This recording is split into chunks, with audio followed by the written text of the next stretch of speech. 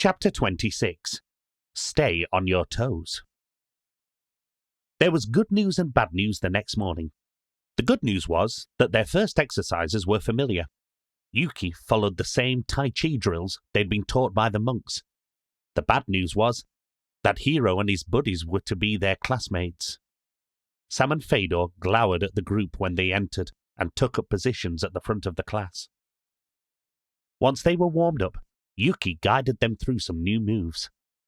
As they practiced in groups, the Japanese boys whispered amongst themselves, snatching snickering glances over their shoulders as Sam, Veronique, and Joe wobbled around.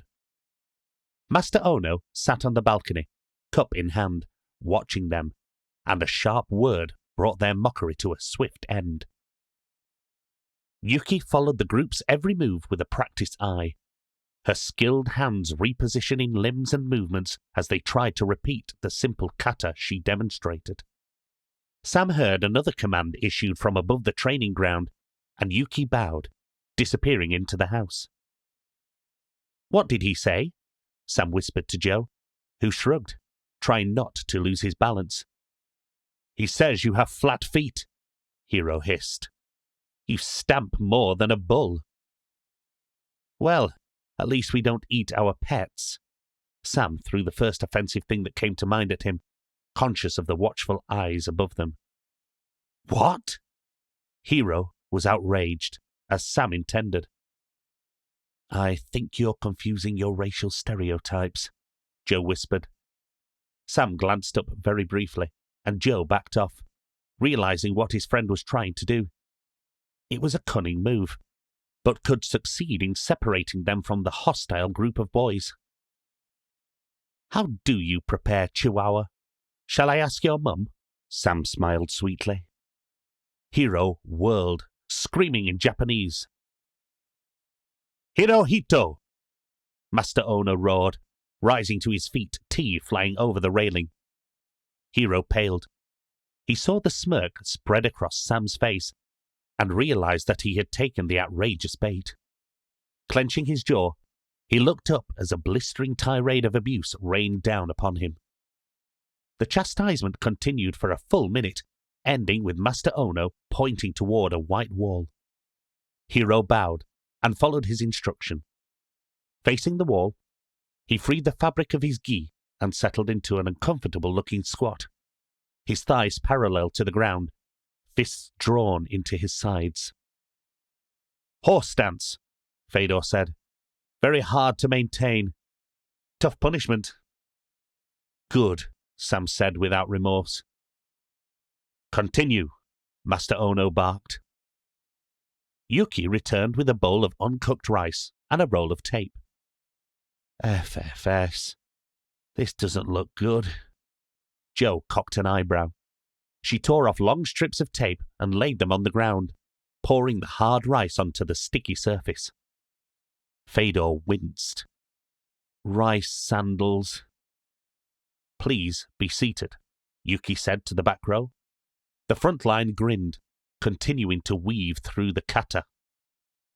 "Speed and balance are very important," she explained, crouching down in front of Sam and sticking a long strip of tape to the side of his ankle. To achieve this, fighters must be light on their feet. She ran the tape down the side of his leg and under his foot, so that the hard grains of rice were taped to his heel. She added several more. "This will help you stay on the balls of your feet, which is how a fighter must always stand." She wound the roll around his ankle several times. "Please, stand."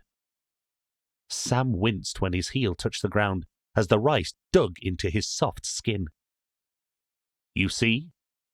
Yuki slid her hand under the space Sam had created between his heel and the ground. "This is a good fighting stance. You will wear the rice sandals day and night until Master Ono decides you no longer need them."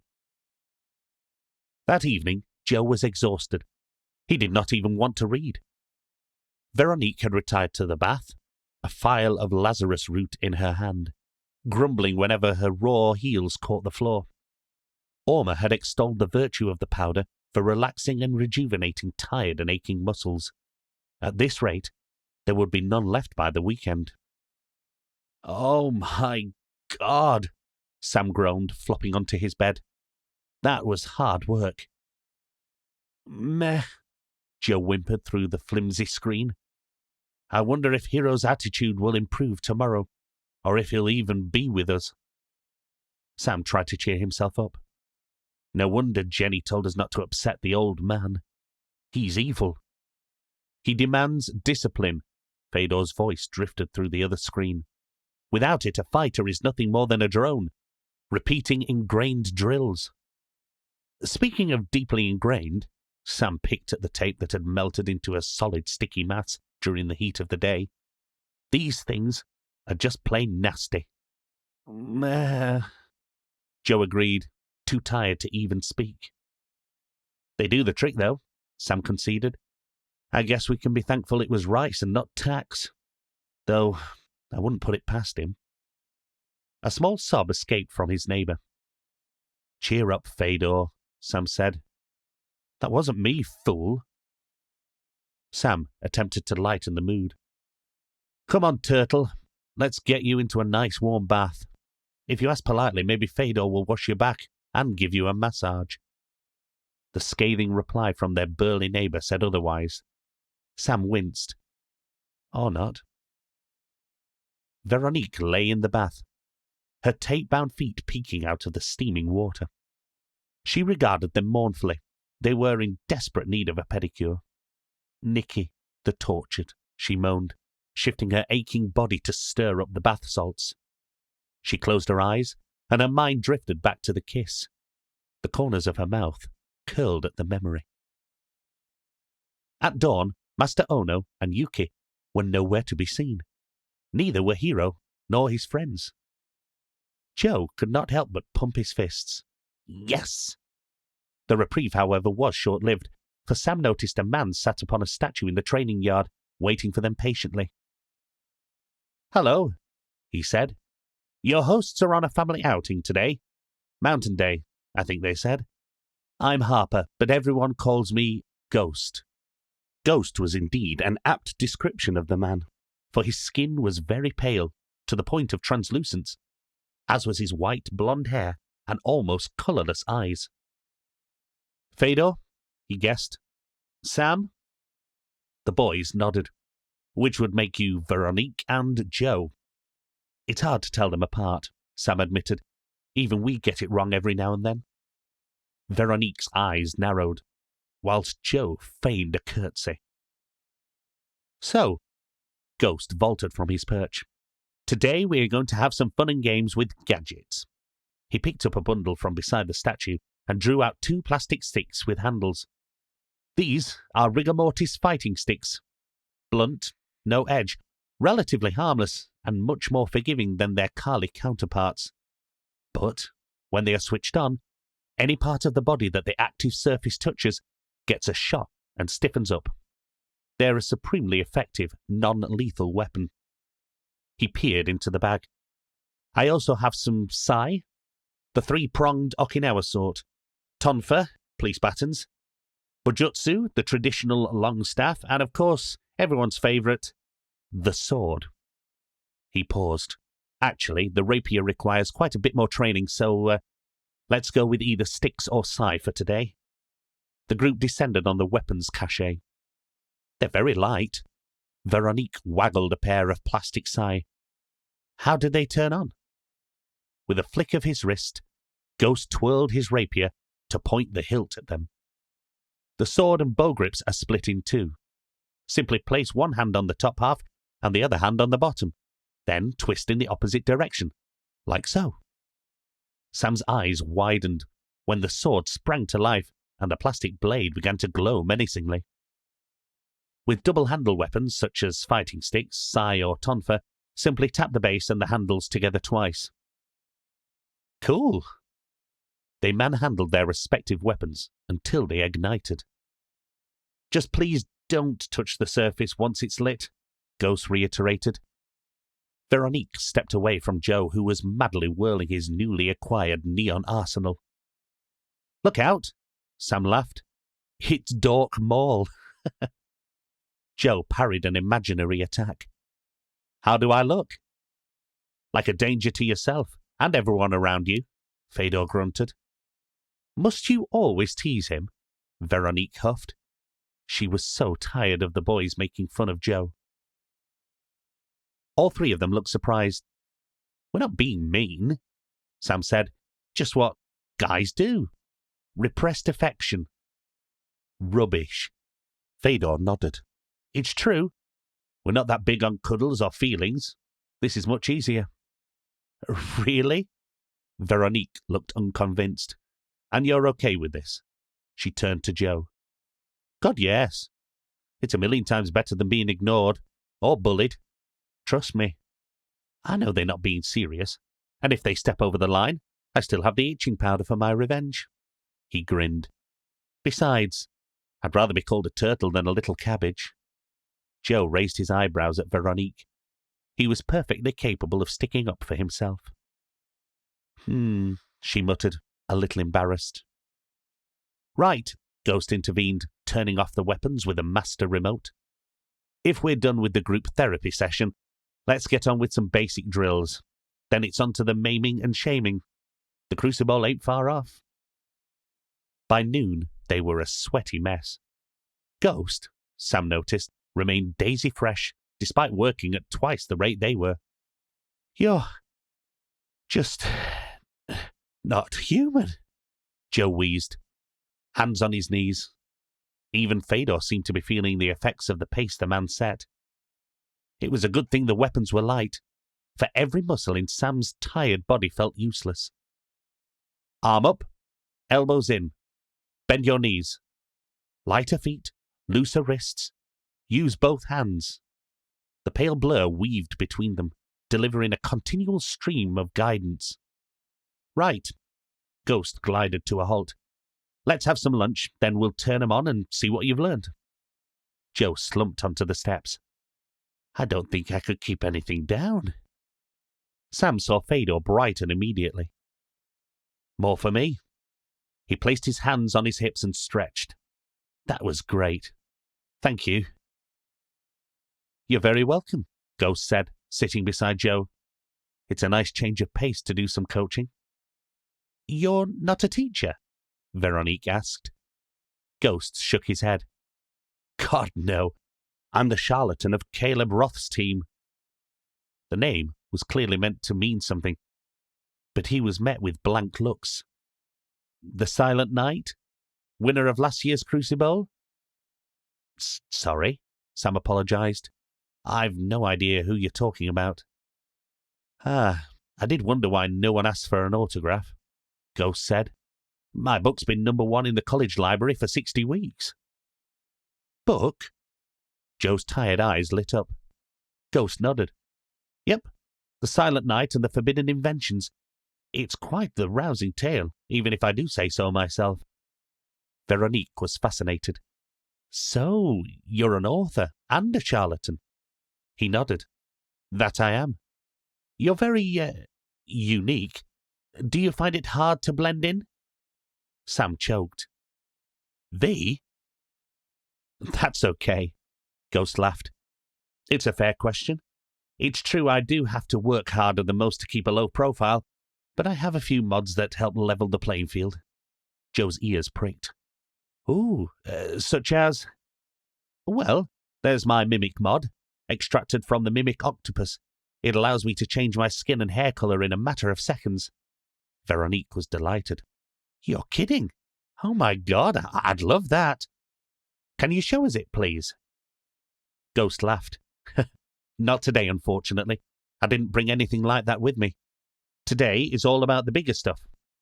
Sam noticed that both Joe and Veronique were disappointed by this news, but soon perked up when lunch was accompanied by Ghost's very animated account of the Silent Knight tackling a mad inventor with a black hole bomb. Right. Ghost dabbed his mouth. Showtime. Let's have Sam versus Joe, and Fedor can try and keep up with Veronique. Now remember, the stick will give you quite a kick when it makes contact. The numbing feeling will be followed by localized paralysis. It can't affect anything vital, so don't panic if you catch it in the chest or face, but it'll hurt. The rest, well, you'll pick it up as we go. En garde! Magnifique, Veronique declared, finding some space and beckoning to Fedor. Let's see what you've got, muscles. Fedor burped, bumping the handles of his fighting sticks together. Just indigestion at this rate. Unsurprisingly, the first time the rigor mortis weapons made contact resulted in a fair bit of yelping. Sam made short work of Joe, who was only too happy to be removed from the combat. The battle between Fedor and Veronique was more fiercely contested, for neither was going to give up easily. Fedor was no slouch, and had the advantage with longer reach, but Veronique was nimbler, darting around him like a viper. In the end, she was victorious, rolling under his guard and managing to catch both legs with her glowing sai, bringing him to a staggering halt.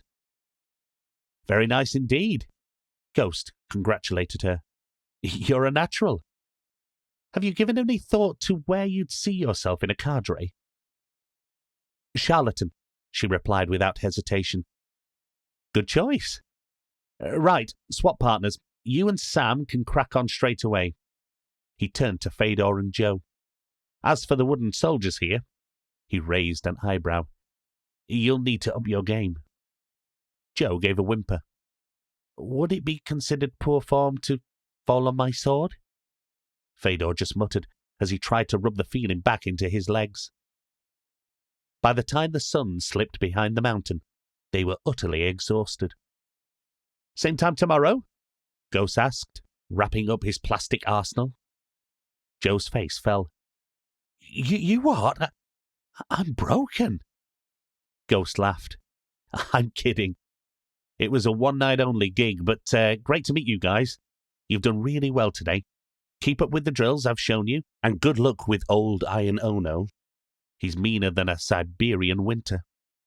But there isn't a finer teacher. I'll keep an eye out for you at the Crucible. Joe sighed and gave a fake smile. Can't wait. Joe looked at the strips of weighted cloth with horror. Speed. Yuki stood before them. The rising sun at her back is essential for both defense and offense.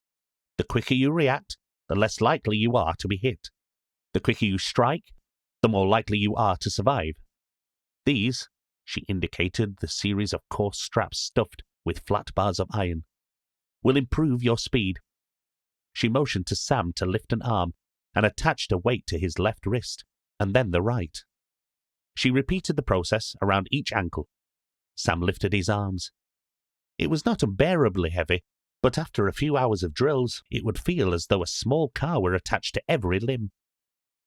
Veronique sighed. First the rice and now this.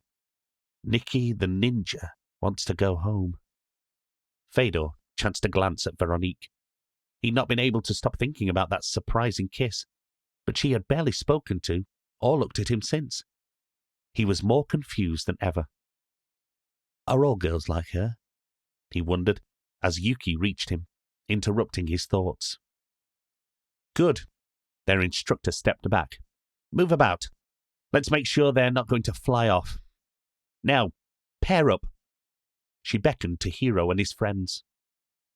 Hiro headed straight for Sam, eyes locked. The boys stood facing each other in silence. The kata we practiced is a combination of basic blocks. Today, we're going to put them into practice. We'll start with the head block, like so. Yuki made a wide sweeping motion with her arm, ending above her head. Now you try. Good. This time, your partner will slowly aim a strike at your face. Meet their arm with yours, and then guide it up and away. Don't worry about moving your feet or body. For now, just concentrate on your form. Begin. Hiro's fist shot towards Sam and glanced off his temple. You call that slow? Sam glared, head throbbing. You call that fast? Hiro scoffed, returning to his stance. Hey! Fedor roared, and Sam turned to see Joe stagger back, hands held to his nose. It seemed they had all received the same vicious greeting from the Japanese boys, But Joe had not dodged the blow. He sobbed as thick drops of blood oozed between his fingers. His partner sneered, and Fedor advanced. "Enough!" Master Ono bellowed.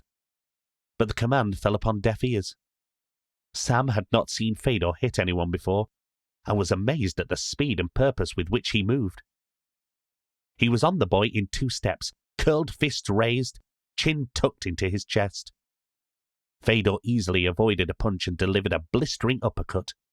His eyes rolled back when Fedor's meaty fist made contact, unconscious before his toes left the ground. Rising slowly into the air, the boy arched backwards before crumpling onto the stone tiles with a sickening thud. The grim Russians spun around to face the remaining boys, expecting them to attack. But they didn't. Yuki rushed over to Joe's partner, giving Fedor a wide berth. Hiro and his friends stood watching the large boy with their mouths open. "Fedor!"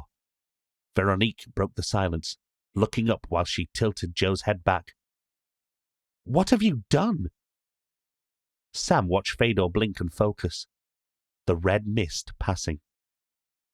Master Ono left the house, feet moving silently as he hurried across the courtyard. "Is he all right?" he asked, not taking his eyes from Fedor, who had now begun to back away from everyone. "He's fine," Yuki said. "Just knocked out." "Good," Master Ono pursed his lips. "At least the lesson he learned today will not be his last. You," he snapped his gaze back to Fedor, "come with me." Fedor stopped moving and lowered his hands. "You okay?" he asked, looking down at Joe. "I think so," he managed, blinking away tears. "Good." Fedor turned to face Yuki. "I'm sorry," he said, giving a curt bow before following Master Ono into the house. "You're leaving?" Joe squeaked. "Yep." Fedor was ramming clothes into the backpack. "Apparently I'm too unpredictable. Gen-C will be here to collect me in the morning." That's not fair." Sam sat on the edge of the bed.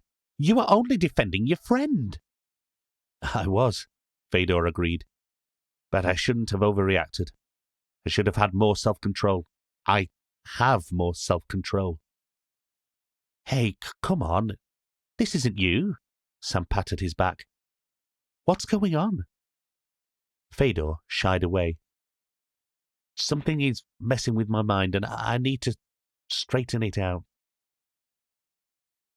Maybe being away from all this is what I need."